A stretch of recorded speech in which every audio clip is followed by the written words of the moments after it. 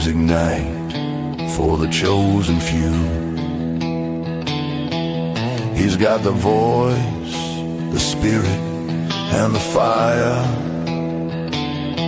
Bigfoot, Michigan Rob, taking us higher. He built a palace of cryptids in this lonely space. True Cryptid Encounters, volumes 1 and 2. Coming from the darkness, tell your own tale. He's starting the job out past the setting sun. He's Bigfoot, Michigan Rob, until the work is done. It's a Bigfoot pirate rock and roll show. On the airwaves, watch the legend grow. Come join the beyond and hear the wild scream. Yeah! Bigfoot, Michigan Rob, time to open up your mind. Get ready to rock and roll. Yeah.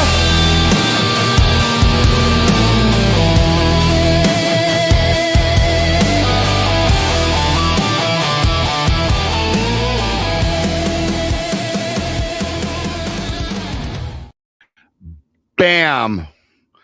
Hello, everybody, and welcome to Late Night Into the Bizarre. It is I, BMR, in the captain's chair, manning my pirate ship. Yes, I am. And I've got my lovely first matey. Monica is back with me. Thank you to Monica. I had a couple weeks off. It's just not the same without Monica. That's right. If this is your first time here, please subscribe to Bigfoot Michigan Rob on YouTube. Monica Rollins, Our Paranormal World, the Blondes and the Booze Paranormal Podcast. Also, I've been doing some work with Coley from SNX Radio. She's in the house. Go check her out. I had to sub for her last night. Yes, we won't get into that. Pretty cool show with Coley. Well, she wasn't there. I took the controls with Doc Skinner. That was a great show. Thanks to everybody for coming in. Hit that like button. Leave a comment after the show. And, of course, subscribe. Don't forget, mateys, the Super Chat's open. It's a great way to help support what we all do around here. Thank you in advance for that. You, too, can become BMR Pirates. Join the many. Join the few, depending on your point of view. Thanks so much for that. You know what you get? I'll tell you. You get a good old picture of BMR sporting a bandana next to your name in the chat room. Yeah, you do. That's what you get. Indeed. It's cold here in Michigan, but it's warm in the studio. And I don't know. My buddy that lives in Texas, I don't know if she's warm or cold tonight because it's always weird in Texas. So I'm going to bring up the lovely Monica. It is weird in Texas, isn't it? I've been there 3 times and during the summer, though. Oh, that's just hellscape. It is. That's not weird. That's just miserable. Yeah. It's miserable. It is. It is. It's miserable. It's freezing right now. Literally. Yeah, I literally sweated my behind off the 3 times I was down in Texas. Yeah, you got to time your visits in the 2 weeks that we have lovely weather in the fall and the spring. Yes, indeed. I think the fall will be best. And really quickly, thank you to Bigfoot Fidesz for getting the show rolling with an awesome super chat. Super cat. Super cat. Is that a super cat? All right. Hey, we got Werewolf. Raise the bones. Thank you, Werewolf. That's awesome. Great way to start the show. I love you guys. So I don't even like to ask Monica because, how is it in Texas? It's icy. My front yard is an ice rink. But it's slowly melting. Like when I told you I slept the other night, like slipped, like Scooby-Dooed it, plap right on my side. And it hurt a lot. But the place that I slipped in has now melted away. So like my walkways are pretty much clear. It's just the yard, and anywhere that is in shade most of the day, it still has, because we got like 6 inches of mostly ice. There's snow mixed in there, but it compacted down. So it was miserable last weekend. Wow. See, that's 6 inches of ice. See, does that come up from the Gulf, I guess? I know No, it you're not comes down. sure. It's a vortex. It comes down through the plains and into Oh, it North. does. Okay. Because I know that you're well north of, the Gulf of America, as they call it today. Right. No, it's the Gulf of Mexico. Yeah, I know. So what I'm near, though, is Lake Texoma, which is a pretty decent sized body of water. And we will, even though I'm about 10, 15 miles, I'm guessing, from there, we still get lake effect snow if it's really bad. Thanks, Poncho. You're awesome. The super cat. That's something new I got to put into the my verbiage. The super cat. I'm digging it. I dig the super cat. I dig the super cat because you are a cat friendly person. I am very cat friendly. And we adopted a new one. I told you about Sam, right? You did. Yes, you did. He's blending in now. He stopped hissing at everybody, and now he's up on the bed snuggling us at night. So he stopped being angry at the world and decided to conform. And yes, you know what? You must conform. I had my all my cats, feral, some domestic, that roam my area. I haven't seen them in quite some time, so hopefully they probably froze to death because you didn't put any shelter out for them. I'm really I did not. Here's the thing that I'm very leery of come spring, when I go under my deck. Because that's where they go for warmth. That's where they hang out. Would it help if I mailed you like the heated cat things that you could put on your deck? Probably not. Now would be too late. You could put it out now, and anyone that happened to maybe kind of survive. Yeah. Maybe I'll do it for you next season. I will tell you this. I think they're fine. I've seen a couple of them prancing about a few blocks down the road. I think they're fine. The feral cats are fine. I have not seen the domesticated ones, because I have a mixture of feral and domesticated, where these people, I don't know why people even have animals, Monica. They buy these cats and they just let them roam the neighborhood. Okay, well, I let my cats roam the neighborhood. But they go back to your home. Yes, they're in my home at night. Like one night I couldn't find one of them, and I was freaking out. Like I didn't sleep at all. I kept waking up and going out into the ice, literally, to call. And he just showed up when he started meowing under my deck and popped his little stupid head up and finally came inside. Oh, he came inside? Yeah. Well, he's domestic. It's your domestic. Yes. Yeah. I am back a few days ago. Oh, I got another super coming on in a year. Whoa, this is from Hey, Coley. Thank you. SNX Radio. Yeah. Oh, that's cool. Anyway, that's awesome. Thank you so much for Coley. SNX Radio. Subscribe. Drop your link, Coley. Thank you so much. Love you. I didn't think I was going to be a cat person. I told you the story years ago when I got married, and I got the 2 Siamese cats. The wife wanted them. We drove 3 hours north to a farm. Got them. She loved them. They're little kittens. I think we set them up in the bathtub in the very beginning, and so we got everything squared away. And as time rolled on, guess who they end up loving? Oh, my cat's love Chris, and he's not a cat person, so. These cats love me. Pitter and Patter were their names. That's and Pitter and Patter. Oh. I even named them. How clever you are, Robbie. Oh, thanks, Monica. Fast with the cute cat names. Hey, I asked the wife, what do you name your cats? Arr. I don't know. You come up with one. Well, hell, I didn't want the damn things.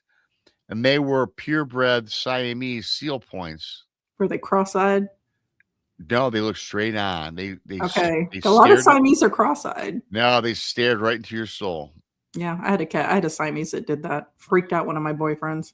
Mm. Mhm. In the beginning, I will say this though: as kittens, they were kind of ugly. I'm just gonna say. Usually, when you see these kittens or these puppies, they're very cute. Mine were like, ugh, boy, what a ugly. And I was not into them at all. And then, as they got older, got more mature, they were badass. And of course, they loved me, didn't love the wife. I fed them, I cleaned the litter But she box. took them. She forced her love upon them. Yeah, and they didn't want nothing to do with her. She would say to me, Robbie, how come the cats love you but not me? I said, well, I don't know. I pay attention to them. I take care of them. You don't do shit, Well, yeah. you know? So, of course, when we got divorced, she kept the cats. I don't know why, because I wanted them. I really wanted them. Then I found out a year later they passed on Ugh, under her care, which was ridiculous, I'm sure. They weren't that old either. that'd Right be around 10. upsetting. They were about a decade old at the time of our divorce. That's on the young side, but not like super young for cats. Okay. I mean, my cats have all, in the past, mostly lived until they were, 17, 18, 19. I had a cat that was 20 something when he finally passed away. My Oh, wow. Siamese, he was like 20, 21, I want to say, when he Oh, finally passed. wow. Yeah. My grandpa, my dad's dad, he had a cat named Blitzen. He Mhm. lived for like, oh my God, I remember going there, I was like a young boy, right? 5, 6, 7, whatever. And this cat lived forever, but I'd never seen him because he was one of those cats that hid from everybody. Yeah. He'd be I up have in, cats. like in the attic and stuff like that. But you could always hear him walking around, listening in, kind of Mhm. creepy, actually. And I finally got to see Cat. Blitzen on his deathbed. First time I Oh. met Blitzen, yeah, really, he died a day later. Oh, He was about 25 years old. wow. Yeah. Yeah, he was there forever. I mean, I was like 31 years old when he died, and the cat was like 5. When I was 5 was when I knew about Blitzen.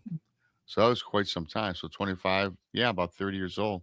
Yeah, because we got Crusher when I was 8. I think he was born. He was born in my garage. And I was about 8, and then I was 29 or 30 when he passed away. Okay. Okay. Yeah. He was spoiled. He was well. I mean, if you take care of your pets, Yeah, they should last. you And should, you can't help genetics if they get cancer or something like no, you can't. No, you cannot. So yeah, I become a cat magnet in the neighborhood. My Siamese love me. that. So it is what it is. That's a good thing, Oh Robbie. yeah, I Animals embrace. are excellent judges of character. Well, yeah, yeah. I guess so, Monica. Because I'll tell you, if the animals don't like it, neither do I. Oh, If well, I animals know. don't like you, I'm looking at you sideways. And Well, yeah. Well, thank God for that yeah. because I love me some Monica. Thank you so much. Oh, I love you too. I I love me some Robbie. You love your some Robbie. I Oh, do. how cute! What a I was sentimental show. thinking about my garden. I was thinking about you today because I was planning out my garden Okay. beds for this year. Okay. Yeah, I think I'm going to get additional beds to put on either side of my walkway coming from my back gate up to my deck. Ah, very Get a nice. trellis because we trimmed a lot. Like I have a giant pecan tree back there and it shaded that area. Well, we cut it back a lot because the limbs were crazy. Yeah. And now there's a ton of light there. So I'm going to grow stuff there. And I was Very thinking you good. while I was doing it. Well, planning it. Very good. Yeah, for everybody that's new to the show, Monica and I, we share a lot of things of interest together. One of them is gardening. And she's like my green thumb from Texas. I'm always bug her during the spring and summer. Hey, why is this plant dying? I need to get you your Christmas gifts because you won't have to call me anymore once you receive these books that I got you. Well, very good. I In mean, not fact, that I don't. I mean, please call me. I love it when you call me. But yeah, well, I figured. Yeah, well, hey, listen, I like to read, and yeah, but yeah, you've helped me out quite a bit. So my thing is the perennials. They grow back every year. yes, That's my biggest issue. Um, Keeping these plants coming back every year because I this seem to kill them all. I do. these books will help you. I will remind Chris for us to put a reminder on my calendar, and I'll take it to the post office Monday. Well, okay, no rush, but yes, thanks for that. Thank you for that.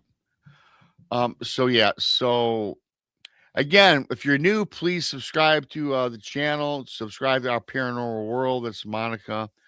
I see a lot of people floating on in already. So we're to get this thing started. If you're new here, we do something called Bizarre News, and we have 5 tonight. We always have 5 per night, and this is a combination of the last 2 are Bigfoot and Dogman, of course. Then we got some interesting Lake Superior lake monsters. Cool. We got maybe some mermaids and a paranormal one. So we have a nice plethora, a mixture for everybody's tastes. So yeah, so we're gonna do that. Thank you to Monica once again. Great to see ya. And we're gonna do this thing. It's called a Bizarre News.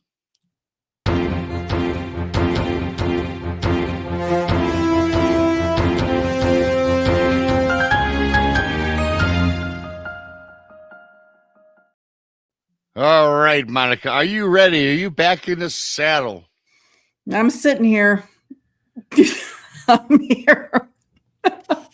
Well, yes, you're not in. I'm super tired. I had to go sit in like Monica. legal mediation. I had to sit in an attorney's office for That just 8 tires me straight out. hours yesterday. I've done that before. It tires me out. Another thing that tires me out is sitting when you're called in for jury duty, especially if it's a boring case. I don't mind a bad case. I was the moderator. Go figure. Got voted for one of them, which I enjoyed, but the other ones, man, were they boring.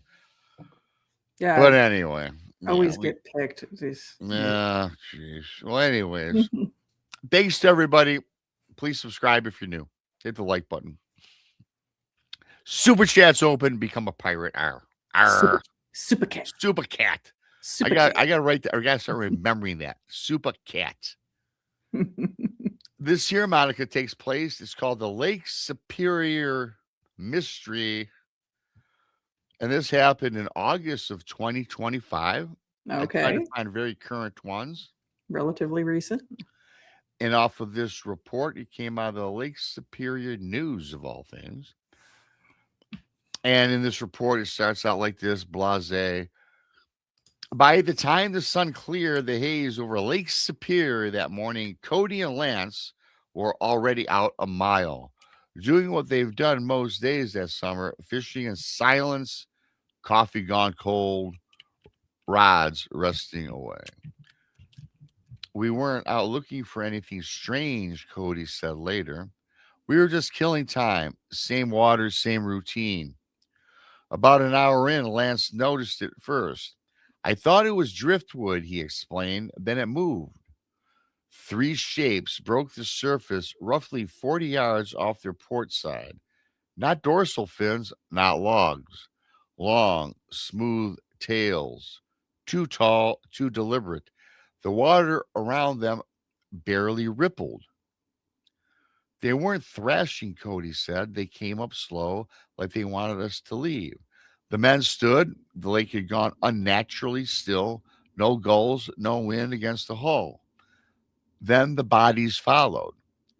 From the waist up, the figures appeared almost human. Pale skin, long dark hair clinging wet to their shoulders. Female in form, at least at first glance. I remember thinking they're beautiful, Lance admitted, and then feeling stupid for thinking that. The figures rose higher, balanced in the water in a way neither man could explain. Their eyes were too dark, their faces too still, but then something changed. Their backs bent wrong, Cody said, like bones shifting under skin. Hmm. The hair fell away in clumps. Their mouths stretched wider than a human jaw should allow. Gums pulled back, exposing teeth that weren't flat, but narrow and pointed. They smiled at us, Lance said, quietly, all three of them. The men say the water around the creatures darkened, churning without waves, the tails twisted, thickening, the smooth skin turning rigid and scared. Or I should say, this probably scarred. What we saw next wasn't feminine, Cody explains. It was something else wearing that shape. The last thing either man remembers is a pressure like the air collapsed inward, and a sound beneath the water, low and rhythmic, almost like chanting. Hmm. They woke up hours later on a rocky stretch of shoreline nearly 6 miles from where they'd been fishing.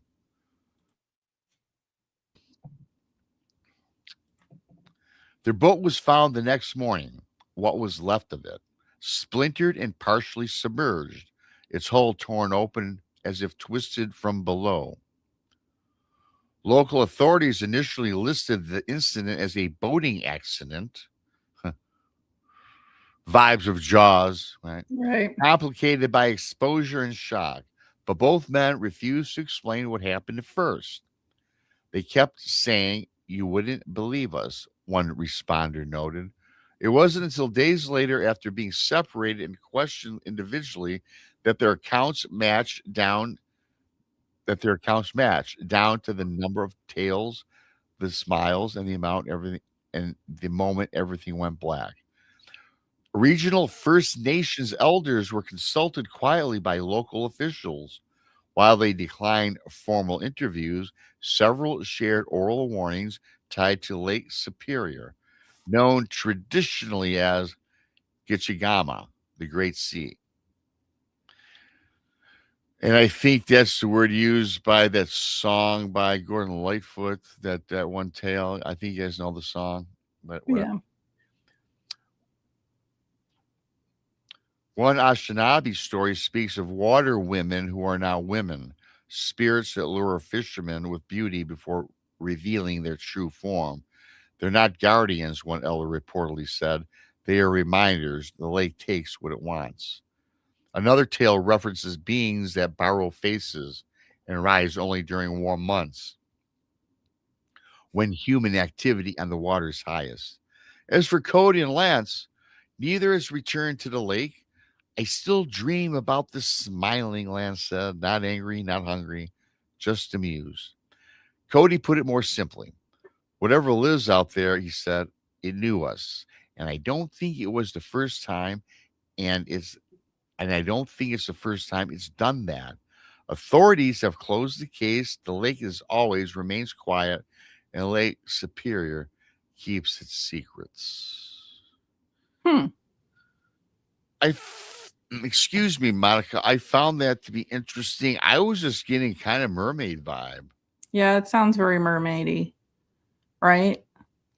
I mean, It does. I haven't heard of them shedding their hair. Like the teeth, like the gums pulling back, the bones shifting, like, and the hair falling away. That's Never heard that in my. interesting. Not that I've heard it. I haven't heard a ton of mermaid tales like that. No.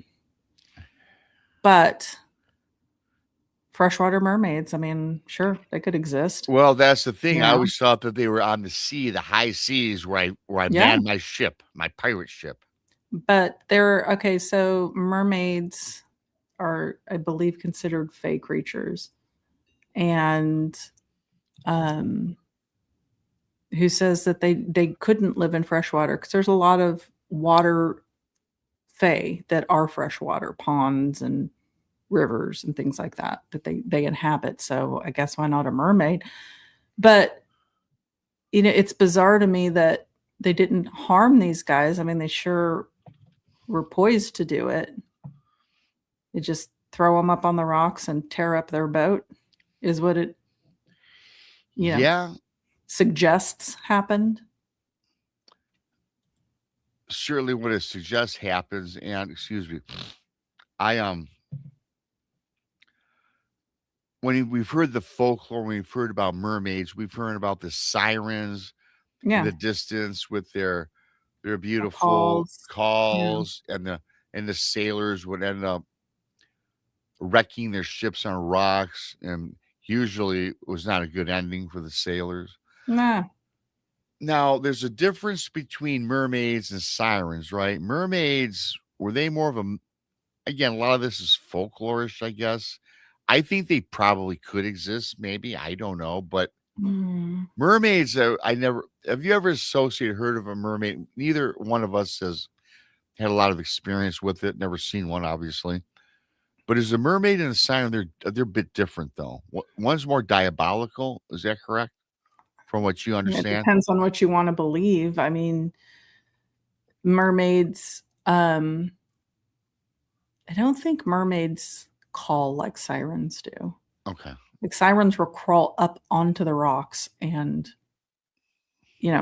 vocalize. I don't think mermaids, I mean, I haven't dug deep into Yeah. either folklore. I don't think mermaids do that, but I do think that mermaids can be vicious. I don't think they're always vicious, but they certainly can be. I mean, they're not, like, what I've read, like, they're not considered to be, like, you wouldn't jump in the water and swim with mermaids if you were in your right mind. Let me put it that way. And it's not to say they couldn't be helpful if they felt sorry for a sailor that was, shipwrecked or whatever. But I think that more often than not, they're going to look at you like a tasty morsel, as opposed to, oh, look at that poor handsome man. Let me throw him up onto the rocks and say, just not, the Little Mermaid isn't happening. No, it's not happening. And a lot of these guys, I can just imagine, from what from movies and reading things, the mermaid always shows itself as this beautiful creature. Do I have my books? I do have my books. I can show you a drawing of a mermaid. Yes, please do. Yeah. So, yeah, they've got like long, they look, okay, so do you remember the creature from the Black Lagoon? Their hands are very similar to that, where they're webbed with the long claws. I do remember that, yes. Yeah. Well, I've got to find the mermaid chapter.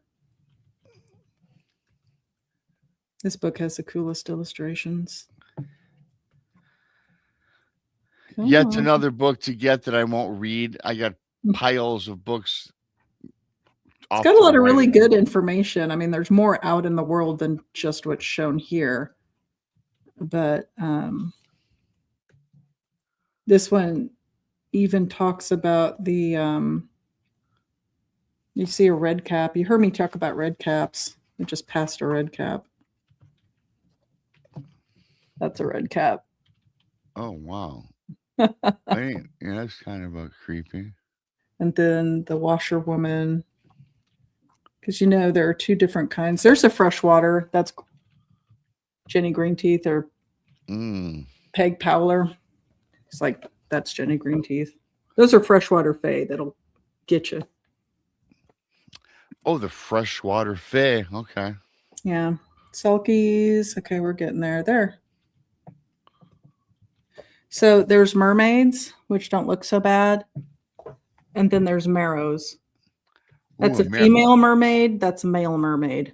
Yeah, the female don't look too bad at all, but then one on the right, the so the males, it talks about why the female mermaids go after human men, because who wants to mate with that? No, not. I'm not mating with that at all. Yeah, not either. I thought that was what I find most interesting is Lake Superior. It's mysterious. Let's face it. It is, and it's vast, and who knows? I don't doubt that there's something going on, something creepy. I don't doubt that, if there's other freshwater fae. Why wouldn't there be freshwater mermaids? You know?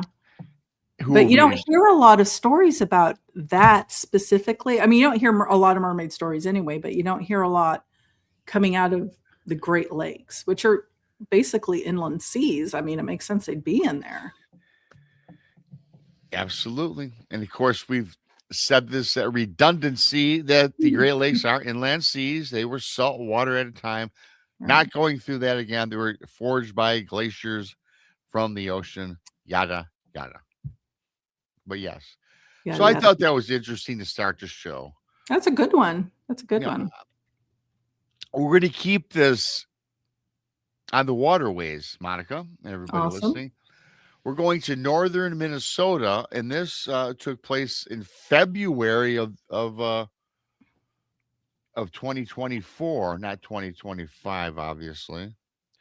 What was supposed to be a routine ice fishing trip has turned into one of the strangest winter incidents local authorities say they've ever dealt with. Okay. The two men, friends from central Minnesota who fish together every winter, set out just after dawn in a remote lake near the edge of Boundary Waters region. Okay.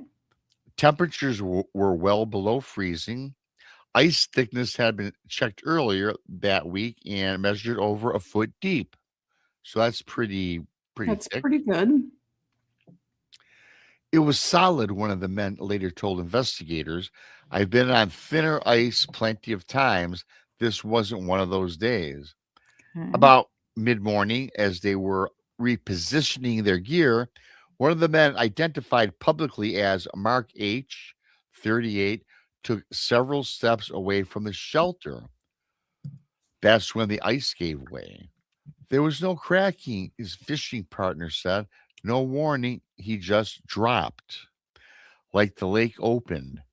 Despite the thickness of the ice, a narrow break formed beneath Mark's feet, described by responders as clean and oddly circular. By the time his friend reached the hole, Mark was already gone. Ew. Search crews were dispatched immediately. Dive teams scanned the area for hours, but no body was recovered. There were no signs of struggle beneath the ice, no clothing, no disturbance in the water beyond the break itself. After 2 days, the search was scaled back. Then early on the third morning, a call came in from a small town nearly 5 miles from the lake. A man was wandering barefoot down a snow-lined street, disoriented, hypothermic, but alive. It didn't make sense, said a local officer. He should have been dead or at least unconscious. Mark was wrapped in blankets and transported to a nearby hospital. That's when the situation took an even stranger turn. Doctors say he could not identify himself. He didn't recognize his own name. He couldn't explain where he'd been or how long he'd been there or how he got there. But he wouldn't stop talking. He kept repeating the same phrase. A nurse recalls this. He kept saying over and over, the lake people. Hmm. According to medical staff, Mark spoke in fragments, describing lights under the ice, tall figures moving beneath the water, and voices that sounded like they were inside his head. He said they weren't fish, the nurse added, and they weren't dead. When asked how he survived 2 days in sub-zero temperatures, Mark reportedly became agitated. He said, time doesn't work right down there. One doctor stated that he was not gone very long. Local Ojibwe elders were quietly contacted. I love how they bring in these states, Superior, Lake Superior, Minnesota, the Ojibwe, the First Nations, right? They've Yeah. got that lore, that knowledge, I guess. Local Ojibwe elders were quietly contacted after the incident. While none would speak on record, one community representative acknowledged that stories of the lake people predate modern records. They're spoken as of watchers, the elders said privately. They move beneath the ice. They do not always let people go. After teaching warns that certain lakes open only when they choose, regardless of ice thickness. Authorities have officially labeled the event a cold water submersion submersion with a dissociative trauma, though no explanation has been given for how Mark traveled miles through deep snow without footwear or frostbite severe enough to match the exposure time. As of this report, Mark remains under medical supervision. And again, this is last year. His memory was not returned. He refuses to go near open water and becomes visibly distressed at the sound of cracking ice. His fishing partner hasn't returned to the lake as well. I don't think he fell through, the man said quietly. I think something took him and decided to bring him back. Officials, of course, say the case is closed. Locals near the lake say the ice has been behaving strangely ever since this forming sudden cracks where none existed before.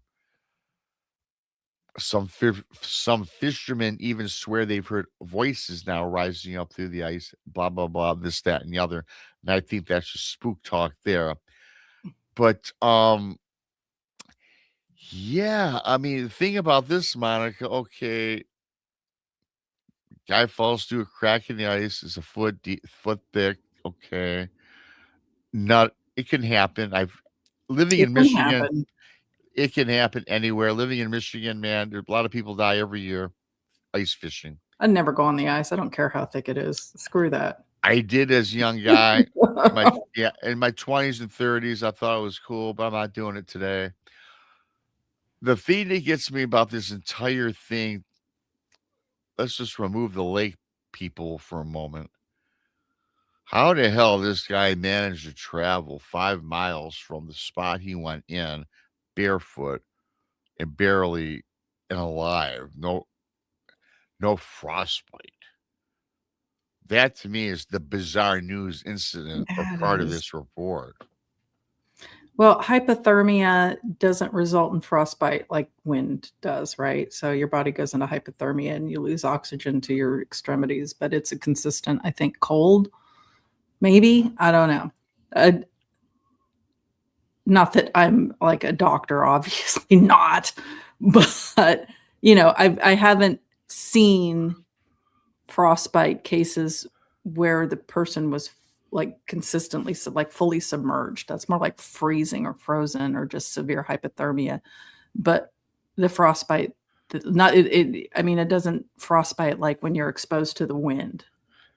So I don't know if that has something to do with it. But I mean, how long was it before he was found? It was 2 days later. Yeah, I don't understand. Like once he came out of the lake, yeah, absolutely, he should have gotten frostbite. He should have frozen solid like a I don't statue. think yes. I mean, 2 days, man should have been frozen solid and dead. Yeah. I mean, probably not frozen solid in the water, but once he got out, 100%, in my opinion. I think I don't know. I mean, I know that there have been people that have sustained like massive injuries that would have killed a normal person, but their bodies were in such a cold environment that it slowed their metabolism and their bleeding and their heart. They slowed everything down to where they survived, but not. I've heard of like 12 hours, maybe 18 hours. I hadn't heard of 48 hours, and fully submerged. How was he breathing? I mean, unless he was lucky enough to follow pockets of air under the ice. Lucky enough for that. And if you subscribe to the theory that he was underground and talked to the lake people, if indeed they exist, I've never heard of the lake people before. Maybe they preserved him while he was underwater. Maybe if that's the case. Maybe alien life form, because we all know about aliens underwater, right? Mm-hmm. And I can see being preserved in water. I can, because I've heard reports about that. You just mentioned you have to have oxygen, yeah. You have to have oxygen. And you can't be there 48 hours completely. Your body, your tissue is absorbing that water as you're in the water. it's gross if Oh, you're in the water too long. no, absolutely it is. And so if we go on the bizarre, if we go into the paranormal realm, maybe the lay people helped him. But again, I mean, there's maybe preserved him in the water. But something again, 2 days walking, come up 5 miles. with no Come on. frostbite. He would have lost If both I was feet, I stripped would imagine. naked in the weather I'm in now, which is only 11 degrees, if I walked naked from my house 1 mile, I'd probably survive. But boy, I would be frostbitten. I would You'd be need in to the go to the hospital. hospital. I'd be in the hospital. They'd be pumping. They'd have me on IVs, right? Sure. Well, they got to warm you up slow, but yeah, they'd get warm. They'd warm you from the inside out as well as the outside in. Like, I have no idea how this man survived that. I don't either. And I kind of looked up and dug more into this because unfortunately in this report, it didn't give the hospital or anything. So sometimes I can look the stuff up like you and I kind of do sometimes on the show if we have enough Right. info. Wasn't enough given to me to kind of, and I don't vet these things. I mean, I find them interesting and I share them on the show, but I'd like to get more information on that one. Yeah, I'm just super curious. It's not surprising that we haven't heard of lake people, especially if they're more Ojibwe. I mean, there's so many legends and lore and things with First Nations that they just don't share. So I'm not shocked that they have a oral tradition of that, right? That we hadn't heard of. That doesn't shock me. But I mean, if the dude was truly in the water, and survived in the water for 48 hours, something was helping him. But that doesn't account for how in the heck he was able to walk when he got out and get to where he was eventually found. It's against science, against medicine, correct? Just on a normal standpoint. Impossible. Or am I wrong? I mean, it seems impossible. Absolutely. I mean, from my point of view, but I mean, the human body does weird things too. I mean, their doctors will tell you, I've seen some crap. I can't explain why this happened and why that happened, You know what, Monica? That is fantastic because not the next bizarre news, but the one after that is a perfect segue into something that science cannot explain. Doctors cannot explain. We have a paranormal one, a Bigfoot one, and a Dogman one for the rest of the night to get into, which are very fascinating. With that said, I don't have a dog myself. I do not. However, Monica, I have to go let out the dog, and I'll be back in 45 seconds.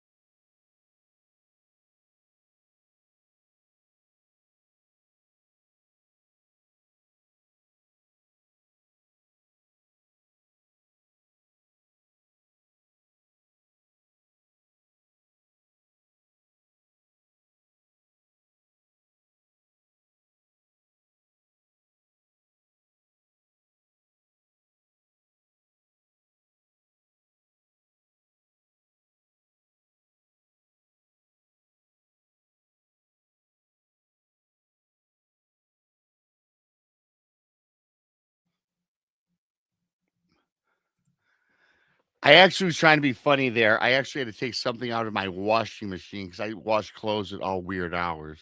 But I'm back. Yeah, right. It's the washing machine now. Yeah, okay. It is. I wash clothes every Saturday right around this time. I do. I So keep weird hours, Monica. they said that they could hear me breathe. I don't know how because I muted my mic. Wasn't me. And I wasn't breathing. You know what? And my mic was muted, and I was 90 feet from the studio area. I will tell you this though. That's not the first comment we've gotten on this show about breathing when you and I were muted. Right. I mean, after we went away, we were laughing obviously for a few seconds, Well, but after that, you hear Rob walk away, and I finished laughing, and I hit mute. So yeah, I mean, and I was muted right when I left. I hit the mute button, everybody. I hit the mute. I make sure I do that. And it's not the first time it's happened on this particular show. Thanks to everybody for coming on in. If you're new, please subscribe. I see a couple people. PNW, welcome to the show. Fidesz, Jojo, Main House is in here. Amy Creel, of course, is the first mate of the chat room. SNX Coley, blah, blah, blah. Hey, Benno, good to see you. Monica Rollins, our paranormal world's in here. Wow, hey, she was in there, like dropping You random know, ass I can't. comments and I got stuff. too many people here to shout out. There's over 50 in here already. So yeah, thanks. I love all you guys. Hit that like button. Hit that like. Sure, Coley says, hit that like button, everybody. Please do. It helps the algorithms. So I got 3 more left, and these are really pretty cool. This next one, we're gonna take you. We're gonna take you to a remote Arizona canyon. Arizona. Yes, Arizona. Indeed. Hunters report mimic voices.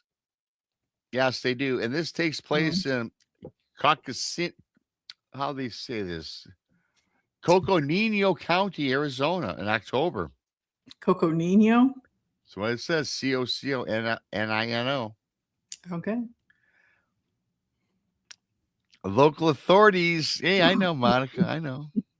You are my my backup English therapist. Local authorities. I'm your grammar something. You're my grammar something. Am I fake or am I not? You never can tell. I know.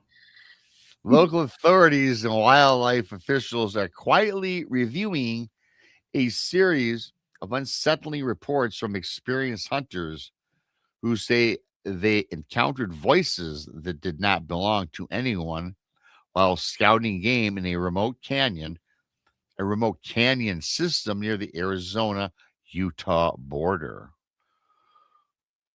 The area, accessible only by foot and largely unmarked, sits miles from the nearest maintained trail.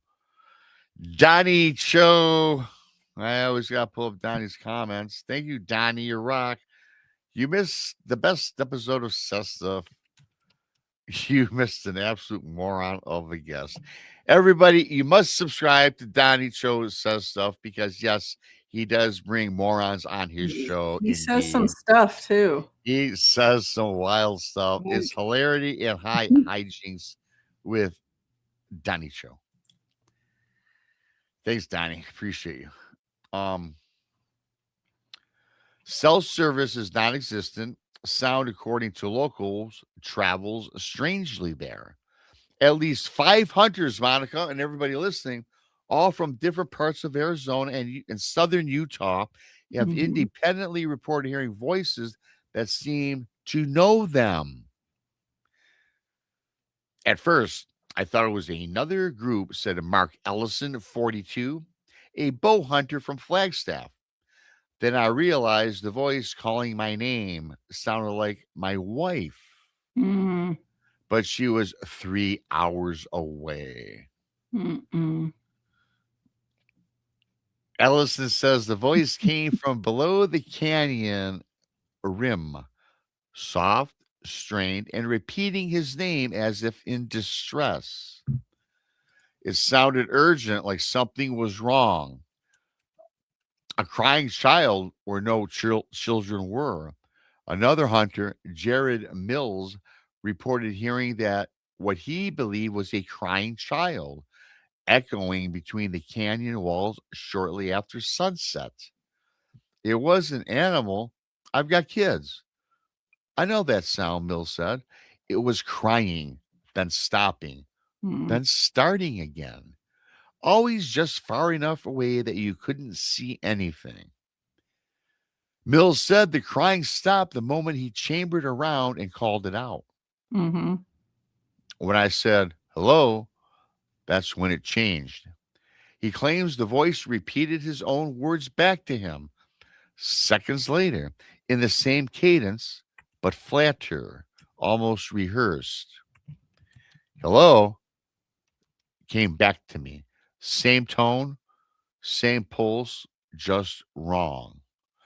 Hello, Andrew. What's happening, buddy? 6 hours walking in a circle. The most disturbing account comes from Thomas Rourke, 51, a lifelong hunter with over 3 decades of backcountry experience.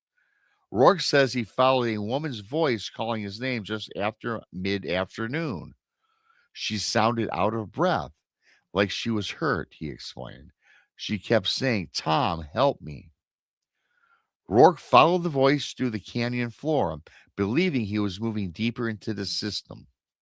Instead, he had unknowingly walked in a near perfect loop for nearly 6 hours. I didn't realize anything was wrong until the light dropped fast. Then I looked at my GPS and I saw I was back where I started. Rourke says the voice stopped the moment he noticed the sun setting, just gone, like it was never there. He described a sudden, overwhelming feeling of being watched once the canyon was quiet. Officials offer cautious explanations. The Coconino County Sheriff's Office confirms it had received multiple statements, but says no official investigation has been opened. A spokesperson attributed the reports to acoustic distortion, fatigue, and iron environmental stress. Hmm. Canyons can reflect sound in unpredictable ways, the spokesperson said. Under isolation, the brain can misinterpret auditory stimuli. However, wildlife biologist Dr. Elaine Porter, who studied predator behavior in the region, admits the report's unusual. That name rings a bell, Monica, because I think she's in this area, and I think they've referenced her before on some of these weird cases. What's her name again? Elaine Porter. Some animals can mimic sounds to a degree. Ravens, for example, Porter said, but repeating human speech immediately and accurately is not typical. She Mm-mm. also noted that mountain lions have been known to produce sounds mistaken for women or children.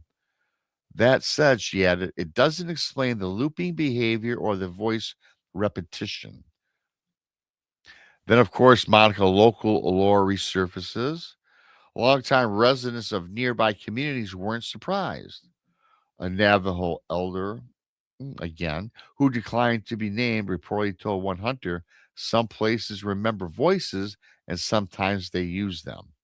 Folklore from the region speaks of entities that lure travelers by imitation, particularly in narrow canyons where escape routes are limited. Since the reports surfaced, local hunting forums show a spike in similar stories, most previously dismissed or never shared publicly. Several hunters involved say they will not return to the area. I don't care what it was, Rourke said. Nothing out there should know my name.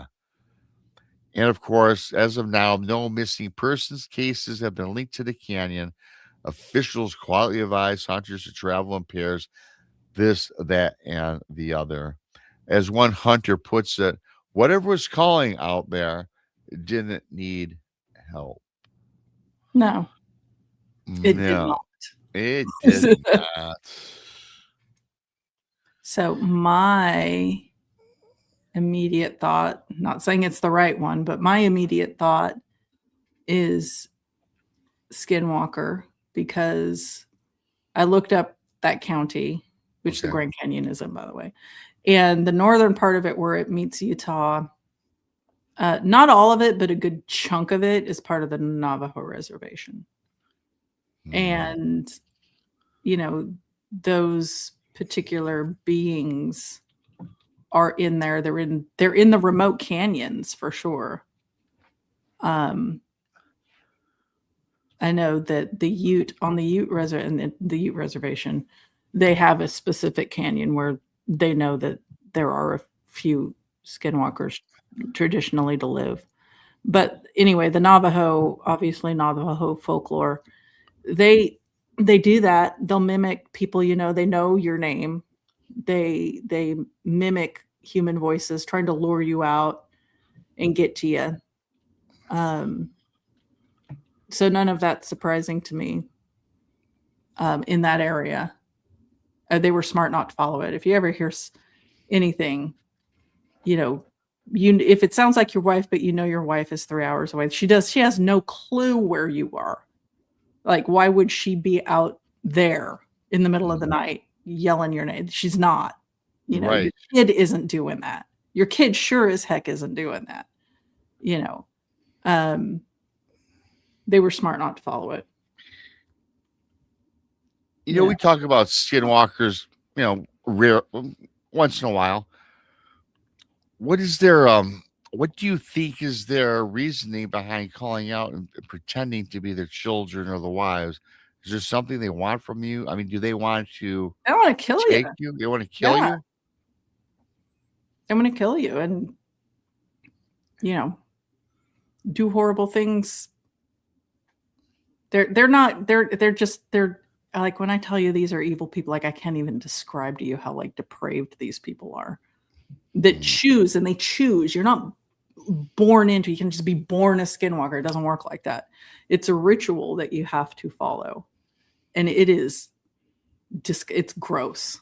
It's depraved. And like nobody who's sane is going to voluntarily do that. So I guess an average human being, though, are the people that become the skinwalker. Yeah. Really? I mean, you can. I mean, I think usually it's I'm sure, like, was it the first skinwalker? I'm trying to remember the story of the first skinwalker and how he came to be. I can't remember if he was a shaman that just chose to go down an evil path. I can't remember that, but you don't have to be one to do the rituals, whether or not you're granted the ability for it. I don't know. Like, I'm not part of the Navajo tradition, so I can't speak on like detailed what, they know. But what I do know is it's, you're not born into it. It's like it's a ritual you have to go through. And it's not to say that you can't be born to somebody who is one and they groom. I would be shocked if you made it to adulthood, by the way, if you were born to a skinwalker parent. Okay. But let's say you do and you want to follow in that tradition. It's not to say they couldn't groom you to follow in that, to groom you to go there. But yeah, it's something that's chosen. Like you make the choice. You make that choice, but you are confronted by a group, right? I mean, I'm just not. What? I'm not going to go out tomorrow and decide to become a skinwalker. I'm going to have to seek somebody to help me choose that style of life. Yeah. I mean, you've got, well, again, I'm not part of the tradition, so I don't know what path you take to get to that knowledge. I mean, I had to dig and read and dig to find the ritual that does it. And I don't even know if that's accurate because it wasn't told to me I'm reading it, So there's ways. I'm sure there's ways if you want to. There's ways. I mean, like everybody in town or anybody in the vicinity knows who they are. Usually they have a good idea. So to clear up this point from what you stated, the skinwalker's not something that is a curse cast on you. You're not born into it. It's a choice, and you're given guidance by probably another Navajo, one. I would guess. Legend. Yeah, no, we're guessing. I get it. That's what we're just spitballing the report here. from I the don't like best. to like talk about it too much because number one, it's bad luck. Like you talk about it too much, it's bad luck. Number two, Okay. it's disrespectful for me to like guess. I'm just telling you what I do know. Yeah, I no, can't guess absolutely. more. Yeah. No, I get that. The skinwalker is something you stay away from. They're interesting stories, but not to speak the spoken word. Like you can speak things into existence. You can. Oh, absolutely. Yeah. And it's if the group of people come together and believe something hard enough, You that's when can you get something manifesting. something happens. Yeah. But I don't think that's this. This is like very clearly like a choice you make, and it is a set of things you have to do in a Right. and it's not like overnight. It's like a very long period of time, and it's a bunch of like horrendous things that you have to partake in. Okay. Gotcha. Mm. Well, we won't speak too much on that because we don't need any bad voodoo cast You on need us. that juju coming back on you. I don't know. We don't need no bad juju. We do this all the time. And unfortunately, we speak about this all the time. And there's something to speaking things into existence. That's why sometimes you just need that break and just get away from this stuff. Well, yeah, it's manifesting if you talk about it enough. Like Yeah, we if you do talk enough about of it it. enough, it's gonna find you. Like I It's try not to gonna, think negative thoughts. I try not to yes. like dwell too long on like creepy horror related things. I mean, I'm interested in them and I'll kind of, Yeah. read about, but I can't deep dive into them anymore because manifestation is a real thing. Like you really Oh, get that in your head and things start to manifest. yes, I believe that 100%. We've talked about this ad nauseum. We can manifest things. I've done it myself. You've done it. Many people know what we're talking about here. It can be done. And when you're talking about these things that we tend to talk about all the time, yeah, we open up our gateway for them to enter Yeah, our I mean, we're being. reaching out with our energy. We're putting our Yeah. energy into something, and things that we don't see do see our energy, and they will Yes. come for it. Our energy is always out there. Yeah, guard it. Before we move on to the next one, really quickly, thanks to everybody for coming on and hit that like button. I want to thank Bigfoot for Dez. I want to thank Werewolf. I want to thank Poncho, Super cat. Super Cat, Nicole, Coley, thank you. Moon and Noon has become a pirate. Moon and Noon, Arr, matey. way to go, Arr, Moon. Arr, Moon and Noon. And arr, of yarr. course, our Donnie show as well. You miss an absolute moron of a guest. I asked him if Randy came on. He did. Was Randy the guest? I love Randy. He knows Yeah, him. well, Jason McLean, who says he's out of retirement. Oh, No, Randy was on. You guys seen Randy earlier. No, but he was on. No, it was Randy and Jason McLean today, and Donnie showed up as a Korean hillbilly later on in the show. Yeah, that's Donnie show, everybody. I mean, it's worth it just for seeing Donnie dressed up like a Korean hillbilly. Yeah, well, Well, just a hillbilly. I don't have to put Korean. And Donnie is Korean. Yeah, but Donnie is a hillbilly. he presented himself as A hillbilly. a hillbilly. Yes, in fact, there's a movie that would David Spade played in. Joe Dirt. Yes, yes, it was quite hilarious. Did he have the mullet, the Billy He Ray had the mullet, wig but and everything? yeah, he wasn't dressed up like that. It was his picture. That how Donnie does the AI stuff. He loves AI. Donnie's awesome. Hello, Jackie. Kitty, catty. Hi, BJ. So we're gonna move on to this other one. Now we're gonna this is a Bigfoot one, Okay. I think, and then the last one is the Beast of Bray Road experience. Woo, making a comeback. Yeah, well, we'll see about that. Well, first, though, we're traveling to Pennsylvania. Why not? Yes, we are. I don't see anybody from Pennsylvania in the house. Pennsylvania. Yes, You watch What We Do in the Shadows? Going to Pennsylvania. Yes. Not to be confused with Transylvania.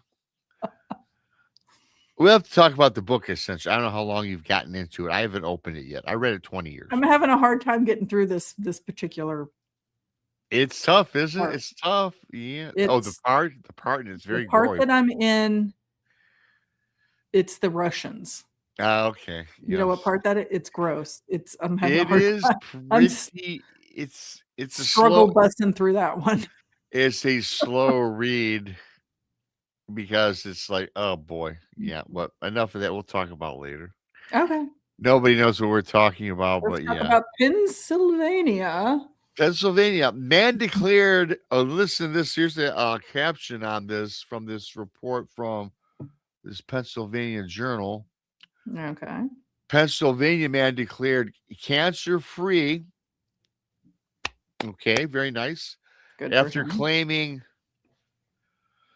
Sasquatch ritual in state forest. And here we go. Yes, Monica. Yes. Everybody kick back, drink your coffee, drink your favorite adult beverage. Because we all believe in Sasquatch, but let's get through the bizarre news. Elk County, Pennsylvania. All right. Park officials and medical professionals are struggling to explain a case emerging from the forests of northern central Pennsylvania, where a terminally ill man, given roughly 1 month to live, returned from a brief disappearance during a family camping trip, appearing physically restored and weeks later, completely cancer-free. The incident occurred in Elk State Forest near a remote campsite along Benzett Creek, a location known locally for its isolation, dense tree cover, and long-standing folklore tied to unexplained sightings. The man, Daniel R. Hollis, 45, of Clearfield County, had been battling late-stage pancreatic cancer for over a year. According to family members, doctors had informed him in early August that treatment options were exhausted. He knew the clock was ticking, said his wife, Marion Hollis, 43. He didn't want hospitals. He didn't want machines. He wanted the woods. He wanted peace. Daniel, Marianne, and their son, Evan, 19, arrived at the campsite on September 3rd for what the family believed would be Daniel's final trip. He looked like he was dying. Marianne described her husband's condition as visibly deteriorated. He was pale, yellow. Out to the woods, yeah. Okay. That's the dying man's last wish. It's his wish. It's his wish. I understand. Don't know that I want to go into the forest personally, but hey, I'm not this man. You don't know until you're in that position, right? Yes. And let's just knock on. I got no wood around me. Hopefully, none of us will be in that position. Hopefully not, Monica. I manifest nothing but positive energy into my body. Yes. Positive Robbie. Positive Robbie. He was pale. He was yellow, she said. He could barely walk from the truck to the firing. I mean, this guy sounded kind of bad. I mean, literally, why? If I was the wife, I'm like, look, honey, let's just spend it at the home, regardless. He lost so much weight, his voice was weak, like it didn't belong to him anymore. Uh-oh. Guy's messed up. Yeah. The son, Evan, echoed the same observation. My dad looked like he was already halfway gone, he said. We were just trying to make him comfortable. On the third morning of the trip, Daniel told his family he wanted to sit by the creek alone. He said he wanted to listen to the water, Marianne recalled. That was it. Nothing strange. Less than an hour later, Daniel had not returned. Park authorities were notified. Concerned, Marion used a handheld radio to contact the Pennsylvania Department of Conservation and Natural Resources, DCNR.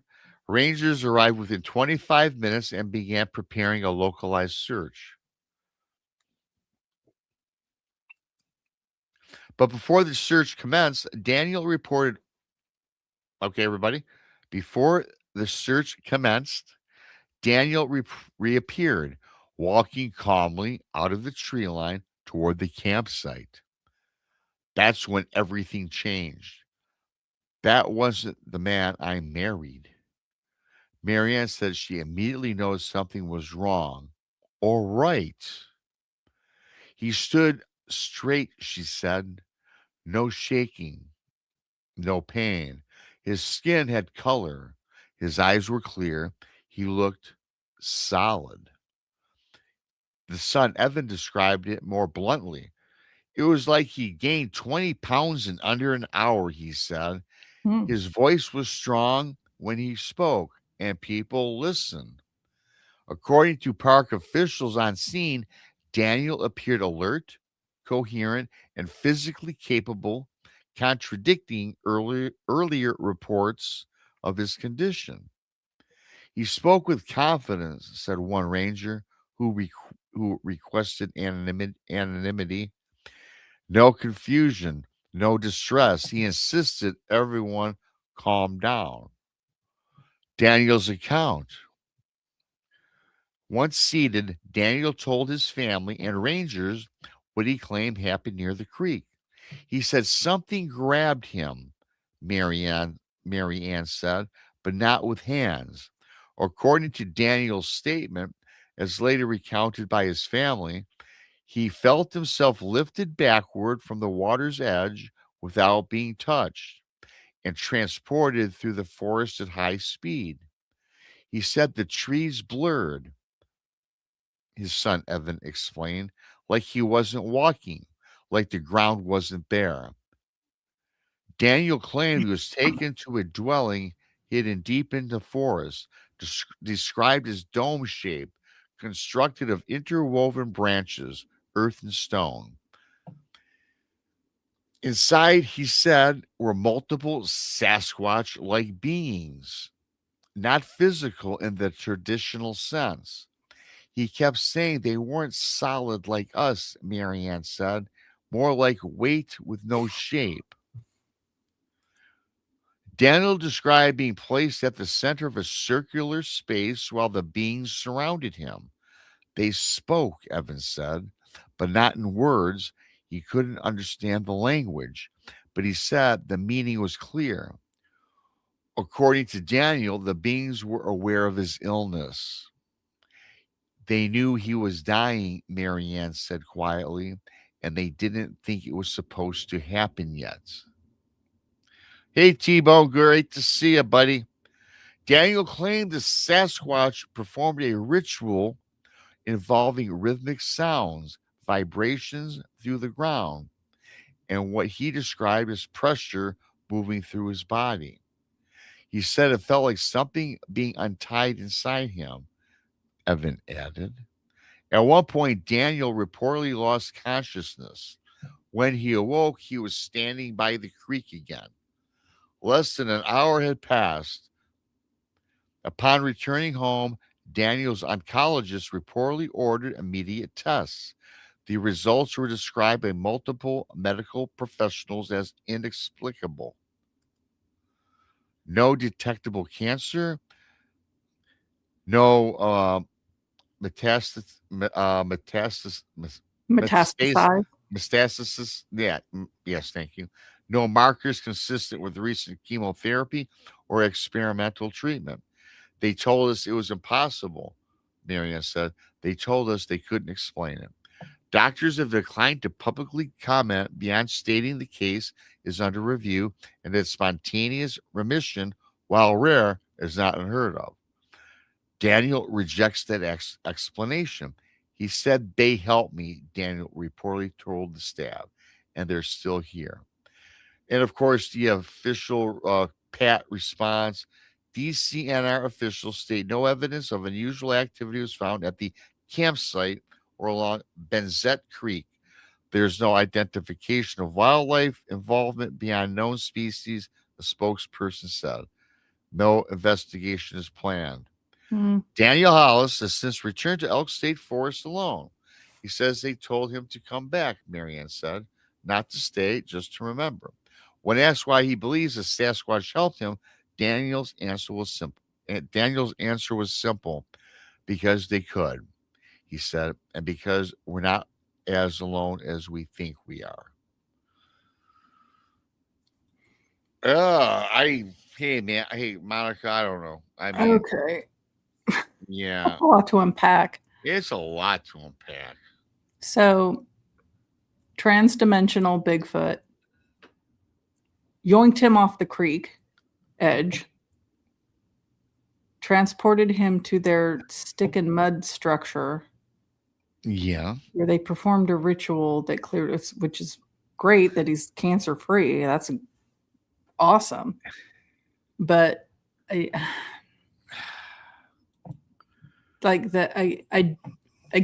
can't say because it's not my story. I wasn't there. I didn't experience. Well, that's it. what we always say on the show. It's hard for me to say I don't believe you because my stuff sounds crazy too. You know. Yes. But I don't know. I need to see the medical records. Like I would want as much evidence behind it because that's something that could, evidence could be provided that he had this terminal cancer, that it was cleared, in a matter of, in his words, just not long, hours. But the medical professionals don't know, how long the process actually took. I mean, you don't know if he's going in for screenings weekly.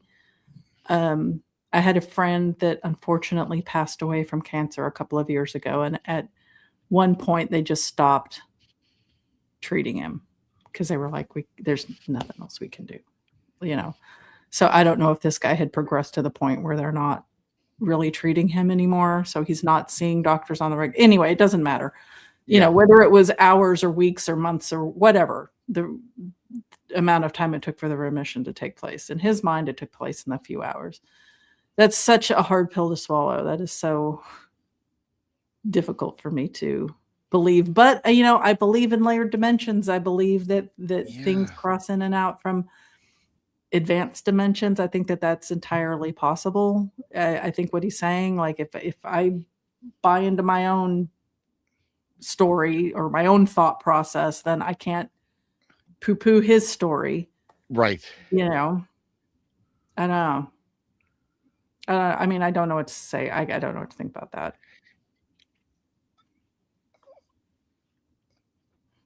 First of all, that's not his real name, so I tried to find this because I said, man, there's got to be information, So that's, again, not his name. Because wouldn't you think that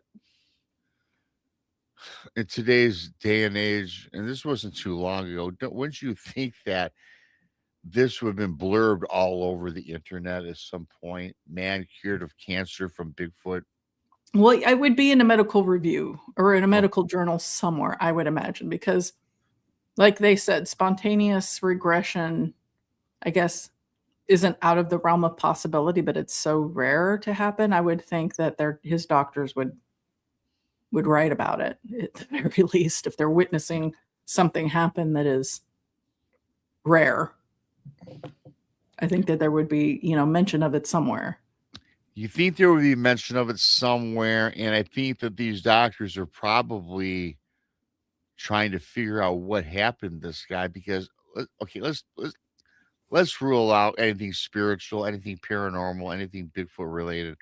For that to happen to anybody, if a family member of mine looked destitute, ready to travel onward, right? And then it disappear for an hour. You get nervous. They show up, and all of a sudden, Monica, They look like the man you married from 20 years ago, healthy, robust. That's a miracle in itself. Yeah. And that would be like, I don't care how the hell it happened. Who wrote it? What is this article from? Just out of I got to look it back up again. The because I mean, this is something I would expect like the Weekly World News to report on, you know? Well, you would. Now, here's the thing about it is I looked up the name and that name don't pull up nowhere. So I'm guessing that the name was withheld. Sure. For But privacy you reasons. know that for privacy, but you know, as I mentioned earlier, what's private anymore? You can find this information. I couldn't find it, and I'm pretty good at it. I'm kind of sleuthy that way, and you are too. I'm a woman. We're like FBI trained to find crap on the know. internet about people. And I didn't have time to really investigate it further because I just when I did this show, preparing for the show, I found it. I said, "Holy cow, I'm rolling with this one." Sure. And hell yeah, because it's something that I think is worth reporting on, right? Certainly, I'd expect to see it in a medical review or a medical journal somewhere. I would think so. Personally, not that I read. Well, I would expect it would be. I've tried to read those before, and I got to tell you, boring. Yeah. Most of them, not all, but most. It's technical crap. I have to look up. It's just too technical. Every fifth word. I'd have to have this in my hand, and every fifth word type in. What does this mean? What does this 19-letter word mean? So, but I thought that was crazy cool. Hey, listen, like you mentioned, we don't walk in these people's shoes. My Bigfoot encounter is crazy. My haunted bar is crazy. My stick figure is crazy. My plethora of craziness is crazy. Yeah, but I've seen it. Same. Yeah. You know, and I'm.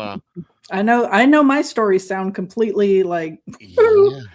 But they're not, and but has something that could be proven. Like there's medical records. There's a chain of evidence. Like me just seeing some little dude walking across, like I have no way to prove that I saw that. You know, the craziest thing when I saw that stick man walk past me and go down to the river, that's another. I've seen crazy stuff. So that's why I love doing these shows, whether it's this show or a Tuesday night. It's just people got stories, and we'll just leave it at that. Take it for what you will, everybody. Yeah. We're going to move on to the final one, and everyone's favorite, of course, is Dogman. Yes, indeed, Dogman. And we're going not even talking about Dogman, you guys. We're talking about the Beast of Bray Road. The original Dogman. Yes. Right. Everybody, kick back and enjoy. We will break this down. Thanks to everybody for coming on and hit the like button, please. Thank you so much. Wisconsin man claims Beast of Bray Road followed him home after forced encounter. Walworth County, Wisconsin. Sadly to say, this is not current news. This took place in 2023. Whatever. I mean, it's within. Yeah, it's within 5 years. It's within. 5 I years. look up stuff within 5 years to present day. Authorities in southeastern Wisconsin continue to field questions following a disturbing series of incidents involving a local man who spent years searching for the legendary Beast of Bray Road, only to claim the creature confronted him in the forest and later appeared at his family's home over 3 consecutive nights.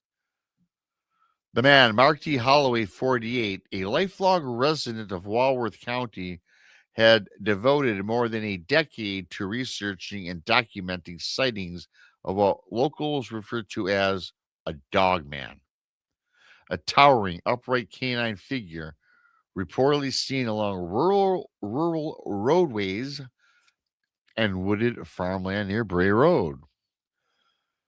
He talked about it like it was real, said neighbor Russell Klein. Not like a hobby, like a destination. The guy who was just into Dogman, the Beast of Bray Road. On the night of October 14th, 2023, I like when we get those tidbits for later looking this stuff up. Right. Holloway entered a remote stretch of forested land near Lagrange Township, carrying audio recorders, trail cameras, and a rifle. According to Holloway, the environment changed abruptly. The woods shut down, he told investigators. No insects, no wind, nothing, just pressure.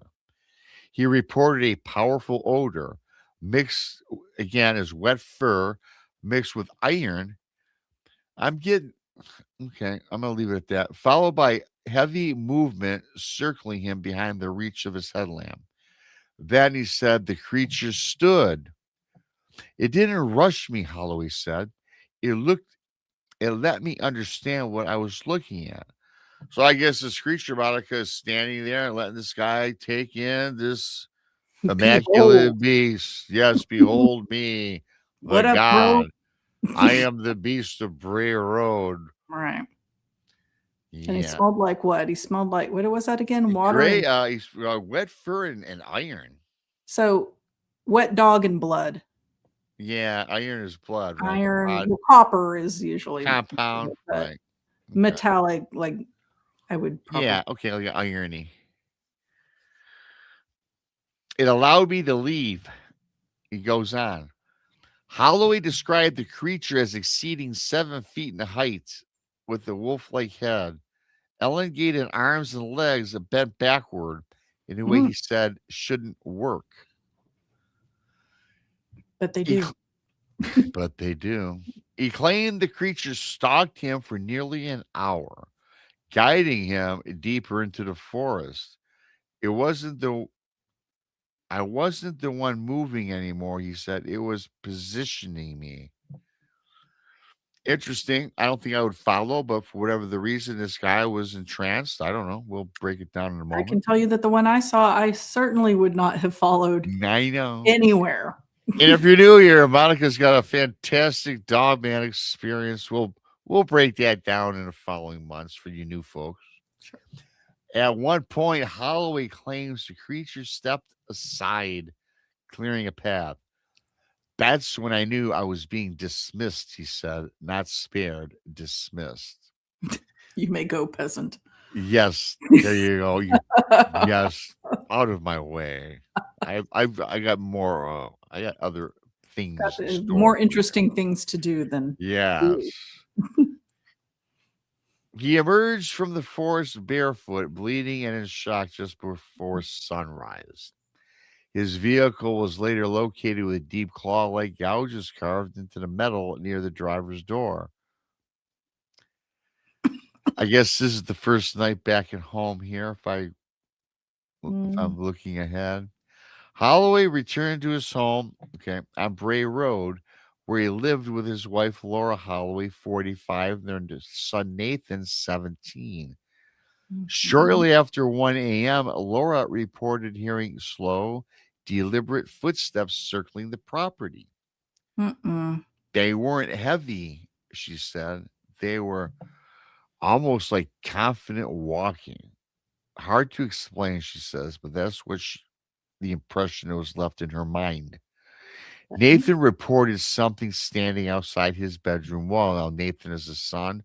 I could feel it breathing, he said. Not loud, but very controlled, like in a controlled manner. Not threatening, but like just like it was there. Large, unfamiliar tracks were discovered the next morning near the tree line, inconsistent with known wildlife.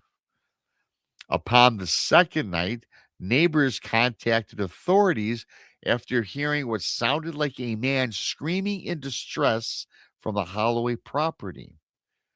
It sounded human, said one caller, but wrong. According to Laura, a voice spoke beneath their bedroom window. It wasn't yelling, she said. It was learning how to talk. Deputies found no signs of forced entry, though soil beneath the window showed deep impressions consistent with extreme weight. And on the third night, Holloway had contacted independent dogman investigators from outside Wisconsin. Motion sensors, cameras, and firearms were positioned around the property. Nothing triggered, no images, no audio, no thermal hits. Just before dawn, Holloway stepped outside alone. He says, "It didn't want my family to hear it," he says. He claims the creature stood at the edge of the forest and spoke clearly. Well, yeah, right. I don't know. Okay. It doesn't say telepathy or I don't whatever. see how anything with a muzzle like that can form I human. cannot, and we've talked about this before, how they can smile at you. I mean, come on. You It's like, searched for us and said, now we know you. okay. According to Holloway, the creature delivered a final warning. Do not follow again, it said. If you return, we do not stop at the trees. All monitoring equipment failed Of course it simultaneously. did. Doesn't it always, Monica? It does. So, like, don't return is like, don't go back in the forest at all. Like, I would Yeah, need well, clarification. now here's the thing that I read into that, and I'm almost done. The guy's been hunting the alleged Beast of Bray Road for decades or for many years, and maybe Yeah. he came across it. Maybe he got pissed at this guy. Well, I mean, I get it, but still, don't return is pretty vague, even if, like, Yes, don't return where. generally. I get it. I get where you're going with that. The Holloway, well, here's the thing though, Monica. The Holloway family vacated the property days later, and I hate when they do that. The home remains unoccupied. Walworth County officials state no evidence supports the presence of an unknown animal, though one deputy privately acknowledged those tracks weren't normal. Mark Holloway no longer conducts field research. He no longer searches for the Beast of Bray Road. It wasn't studying something, he says about the creature. He goes, I was being studied. When asked if he believes the creature still watches the property, Holloway did not hesitate. It knows where we are. It probably knows where I am now. It just doesn't need to come back, and I do not need to further investigate the beast of So Bray he's Road. heeding the ominous warning. Yes. Okay. Heeding the ominous warning, yes. And we'll just go right back to what you were talking about. Spoke to him from the tree line. Now, unfortunately, I don't know how far away the tree line was, right? But Right. again, a snout, a dog man, a werewolf, whatever you want to call it. Thanks, Ben. Thank you, Ben. Benno super sticker. Okay, now I do believe that telepathy goes on, that mind speak stuff. I never believed in that until it was kind of proven to me a couple of years ago. Okay. But to speak like you and I, Like, physically create vocalization, verbiage and a vocalization, I can certainly go with a howl and try to inflect your vocal cords to make a speech pattern, perhaps, but not to speak like clearly. Like, And words require lips that do certain things and a tongue that can, with the lips that do yes, certain things. absolutely.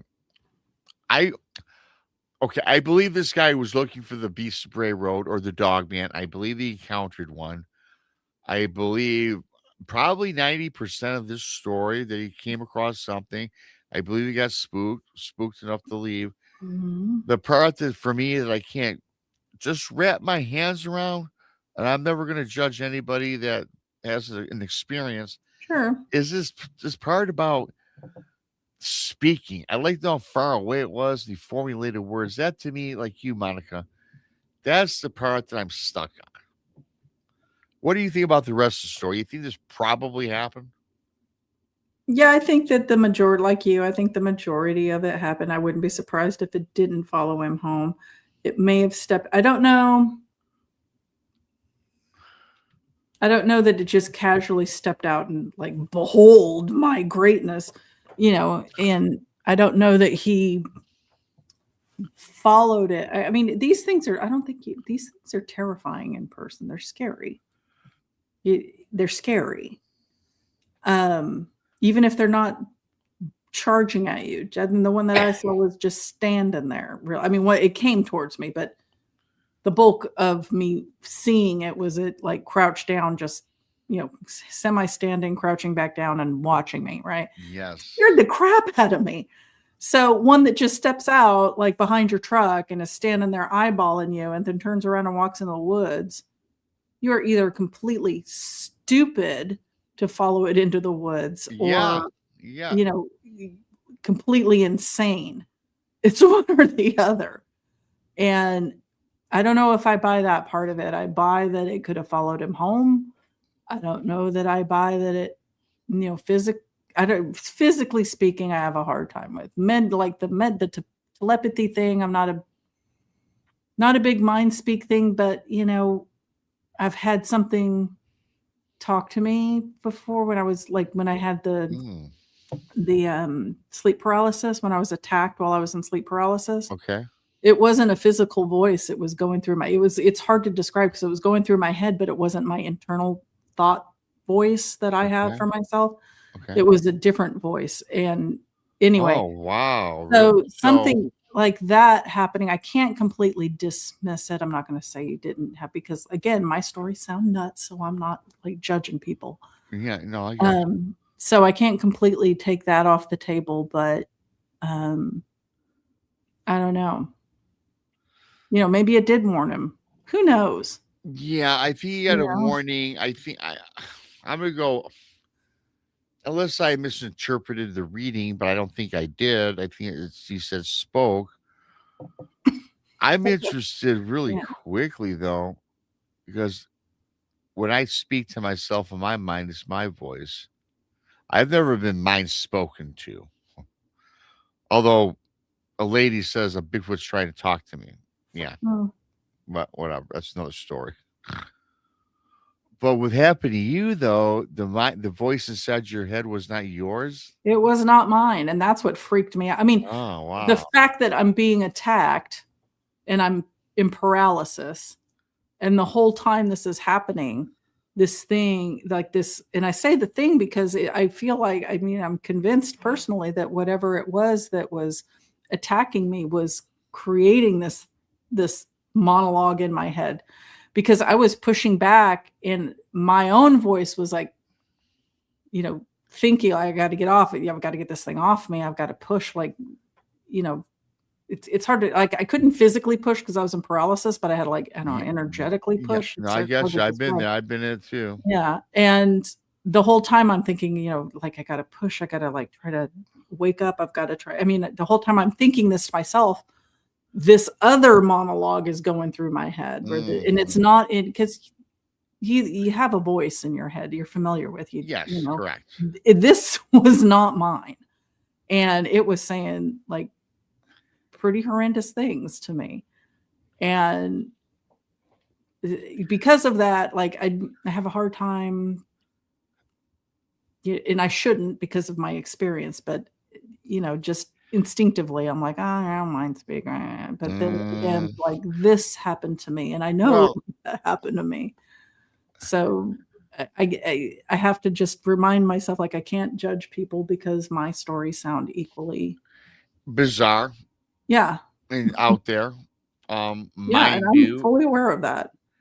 No, and I get it, and I mean that as a compliment, because we do these shows mostly, we got where we're at because of experiences anyways, right? And we share other people's experiences, and I had a hard time wrapping my head around the mind speak thing.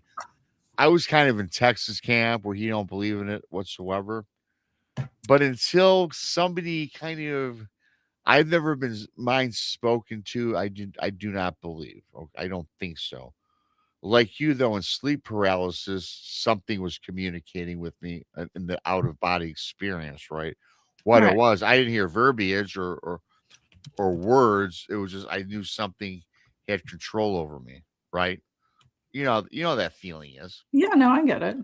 And so I don't know. I think that hey, listen, there's a million people that claim they speak to Bigfoot. Okay, fine. I think some are legit, and I think some are just kind of looking for it's a popularity thing. I mean, I'm gonna be honest with you. No, I understand You that. know that. And Attention and yeah. attention, and you'll have somebody that's researched for 30 years and all of a sudden out of the blue they spoke with an alien. I mean, come on. Okay, really? Well, okay, so I researched for like clearly over 20 years, and the bulk Yes. of it, I kept all of my crazy happenings to myself. Like I didn't tell anybody anything Okay, yeah, because that's I awesome. was surrounded by people who'd be like, "You're off your GD Off your rocker," guard, yeah. and I built a reputation for being like very clear-minded, of being very serious, of being very practical. Yeah. Like people would come to me and ask me questions because they knew that I would think and give a considerate answer, and I wasn't known for being flighty and crazy. But if I tell people what's actually happening to me, they're going to be like, "She is batshit crazy. Don't talk." Right. Yeah. Right. No, I hear you. Yeah. And now that I'm out here saying it, I know for a fact they're saying that about me now. Like they think that I've gone nuts, but it's not like all of a sudden, like there's a hard line and all this weird stuff started happening. No, it's happened my entire life. It happened when I was not sharing it with all of these people. Like Right. I was saying to you, and it was still going on.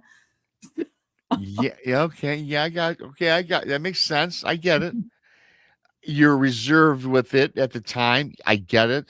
Um, and hey, listen, it takes a lot of people, a lot of effort to even, as you just mentioned, to okay, here's really something that happened. This is really crazy. I never brought up, blah, blah, blah. I get your position, Monica, for what you've done in the past with your work. So yeah, I get that. I get it. That just opens up a whole new can of box for me to explore with Monica. Right.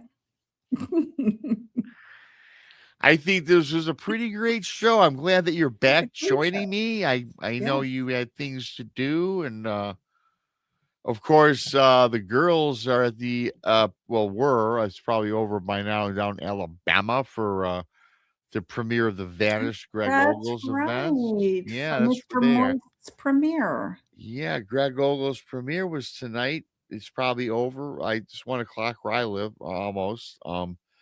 So yeah, that's where they're at tonight. I'm sure one or both will be back next week. They better be back next week because I was reminded that I have a concert I have to go to next Saturday up in Tulsa. Oh, who are you I going won't to be there. see? I'm going to see. It's my son's first concert, and we're taking Oh, him to with see the sun. Ghost. We're going to go see Ghost. Oh, well, great. Congratulations on that. Of course you have to. I'll allow you to have the night off. Why, thank you. No, that's awesome. That's awesome. Yeah, I'll get one of the two gals back for sure. One for sure. And you know how that rolls. Thanks to everybody. Love you guys. Hit that like button. And I'll go through this one more time because I appreciate when you guys reach into your pocketbooks because I know I appreciate it. Donations, they're not expected, right? Right, Monica? They're not expected, but I mean, it's very appreciated because we know what the economy is like for everybody right now. We And do. if you've got just a little bit and you're willing to share it, Yep, I know Rob appreciates the heck out I of it. do. And Monica, you got your channel too, Monica Rollins, Our Okay. Paranormal World. Eventually, I'll post on there again. I promise. Eventually, you'll have a show up and running. Hit the bell so when I do, you'll be notified. Well, I got your alert bell on. You'll probably tell me, hey, Robbie, I'm doing a show for Oh, you'll know before, you'll know. I'm sure I'll know. So thanks, T-Bone. Look at that. What's that? What we got? Gifted. T-Bone. 5 well, thank members. you, T-Bone. I love T-Bone. T-Bone's bought a lot of my gear, T-shirts, all that stuff. T-Bone. Because of T-Bone, we have 5 new pirates. Arr! Thanks to T-Bone. Congratulations to the gifted. And thank you to T-Bone. Thank you for coming on in. I want to thank Benno. I want to thank Donnie Cho. I want to thank Moon and Noon, who became a pirate. Arr. The lovely Coley. Arr, Coley, matey. Mr. Zorch. I like the Super Cat. I got to get that in my vocabulary. I like the way that sounds. Werewolf, raise the bones, raise the flag, raise the bones. And of course, the lovely Fidesz. Super Cat is open. Speaking of Fidesz, the extra and the intros are all provided by Fidesz. And The I'm going to talented Bigfoot. Yes. Fidesz. It's Fades, but I call it Fidesz. I know. make up And I names. always say it right, and I feel bad because I know that you're going along with it. I know. I give everybody names, it seems. I I have made a nickname for everybody. If you hang around me long enough, I might not say it to your face, but I got a nickname for Yeah, well, I like to hear what your nickname is for me. It's Robbie. Yeah, I know. You call me Robbie. That's right. You don't annoy me. Okay, let me rephrase that. People that annoy me Yes. or get on my nerves. Like, or if I'm meeting a bunch of new people, I Oh. have to remember them. I'll nickname them like out of the gate. And then you'll remember And I maybe not remember their them through actual the name. nickname. Yeah. Yeah. I like that. I like that a lot. Thank you, Monica. Thanks to everybody. Hit the like button on your way out. If you're new, please subscribe to Bigfoot Mr. Rob, Monica, our Paranormal World. Hey, my buddy Coley, SNX Radio. I think Tex will be coming back. He's got something in the works. Donnie Cho, Blondes and Booze, and Cho Says Stuff. That's right. Mr. Cho. Mr. Cho. If you want to laugh, check out Cho. With that Yeah. being said, Fidesz's outro. Good night. Oh, I gotta remember how to do it now. Yeah, it just hit end string. I know.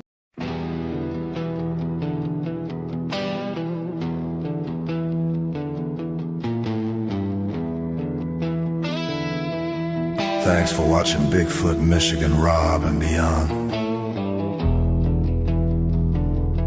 Join the many. Join the few. Tuesday night p.m. Eastern, the squad is complete. Thursday at 1 p.m. Eastern, we bring the heat. Saturday 11 p.m. Eastern, the fire is on, the hunt is on, the roar is strong. Hit subscribe, ring the bell.